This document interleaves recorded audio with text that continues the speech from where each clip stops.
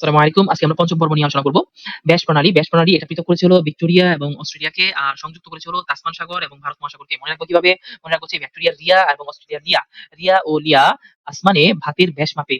রিয়া ও লিয়া আসমানে ভাতের ব্যাস মাপে। এই রিয়া দ্বারা বোঝাচ্ছে হলো ভিক্টোরিয়া, লিয়া দ্বারা বোঝাচ্ছে হলো অস্ট্রেলিয়া। এই ভিক্টোরিয়া এবং অস্ট্রেলিয়াকে পৃথক করেছে ব্যাস প্রণালী। কোন প্রণালী? ব্যাস প্রণালী। আর এটা সংযুক্ত করেছে এই আসমান দ্বারা বোঝাচ্ছে হলো তাসমান সাগর, আর ভাত দ্বারা বোঝাচ্ছে হলো ভারত মহাসাগর। এই তাসমান সাগর এবং ভারত মহাসাগরকে সংযুক্ত করেছে। মালাক্কা প্রণালী পৃথক করেছে সুমাত্রা এবং মালয়েশিয়াকে, আর সংযুক্ত করেছে বঙ্গোপসাগর এবং জাভা সাগরকে। মনে রাখবো কিভাবে? মনে রাখবো হচ্ছে এভাবে। মালাইকার মালাইকা সুমা বঙ্গে যাবা, মালাইকা সুমা বঙ্গে যাবা। এই মালাইকা দ্বারা বোঝাচ্ছে হলো মালাক্কা প্রণালী। এই সুমার মধ্যে সু দ্বারা হচ্ছে সুমাত্রা, সু দ্বারা কি বোঝাচ্ছি আমি? সুমাত্রা। আর মা দ্বারা বোঝাচ্ছি হলো মালয়েশিয়া। সু দ্বারা কি বোঝাচ্ছি? সুমাত্রা। আর মা দ্বারা কি বোঝাচ্ছি? মালয়েশিয়া। মালয়েশিয়া। বঙ্গে দ্বারা বোঝাচ্ছি বঙ্গোপসাগর, জাভা দ্বারা বোঝাচ্ছি জাভা সাগর।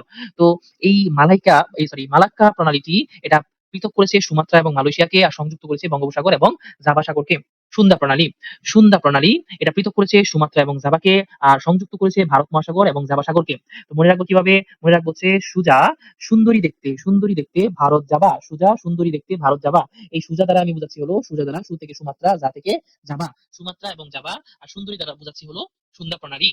সুমাত্রা এবং জাভা এদেরকে পৃথক করেছে হলো এই সুন্দা প্রণালী, আর সংযুক্ত করেছে কাকে? ভারত মহাসাগর এবং এই জাভা সাগরকে সংযুক্ত করেছে।